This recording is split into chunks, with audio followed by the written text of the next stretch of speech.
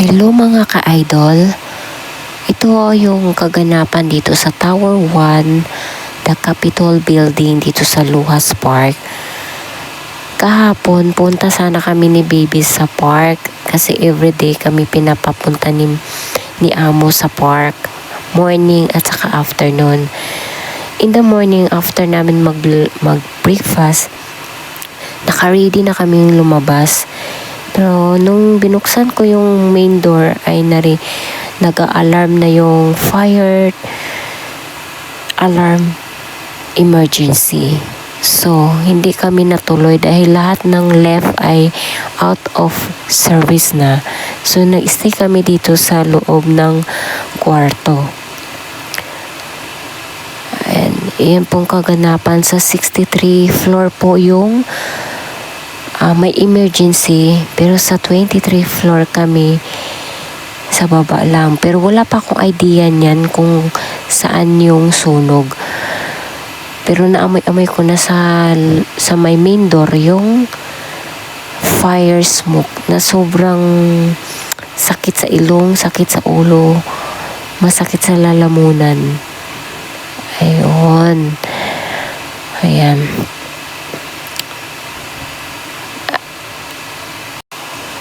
Around mga 10:30 yan nagsidatingan yung mga fire trucks. Kausap ko pa yung mga anak ko nung around 10:30. Ayan po yung main lobby sa baba sa Tower 1. Na-chat ko na din ang aking mga employer about sa nangyari at saka mga around 2 hours 2 hours mahigit 2 hours din siya na natapos yung fire alarm emergency at nagsiuwian na rin ng mga fire trucks, ambulance, pero nandyan pa yung mga ang police inspector sa 63 floor. Enjoy watching mga idol.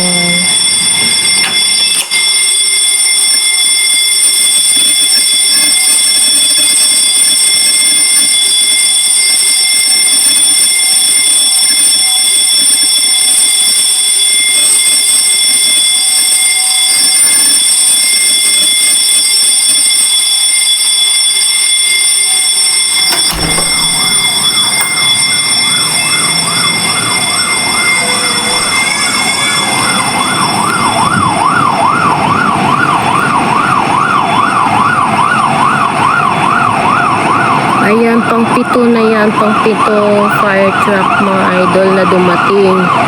1 minute lang dumating na yung mga rescue fire truck, mga police patrol. Andun kasi yung main entrance sa harap.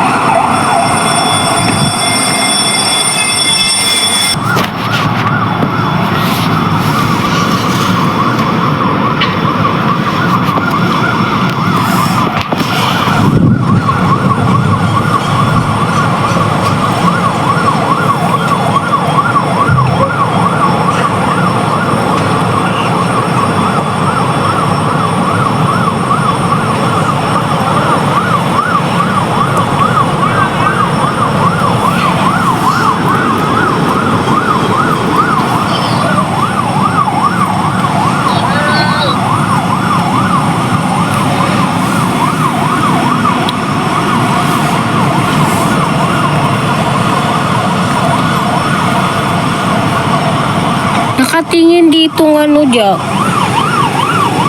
Ang mga nakatingin dito yung ano.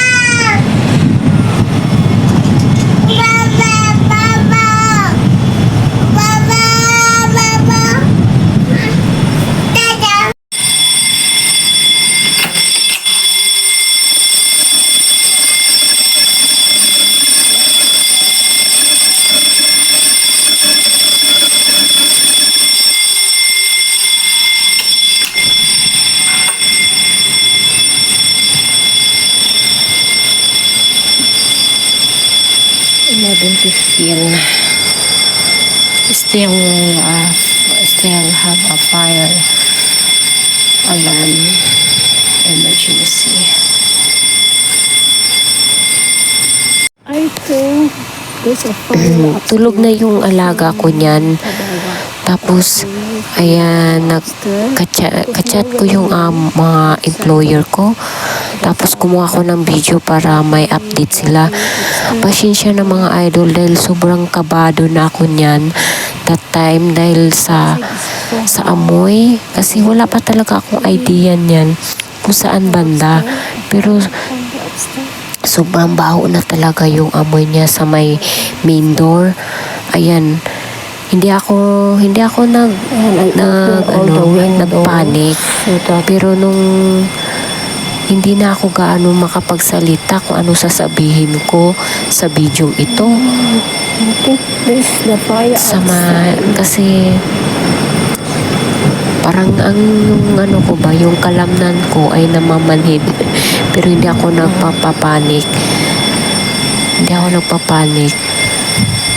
Pero yung pag nagsasalita ako sa video ito ay parang tumitigas yung dila ko na sana naintindihan ako ng employer ko sa mga pinagsasabi ko dito. Thank you Lord. Thank you Lord sa Only this area because safety naman kami ng alaga ko. Ayan, dyan banda yung amoy usok na dyan sa my main door.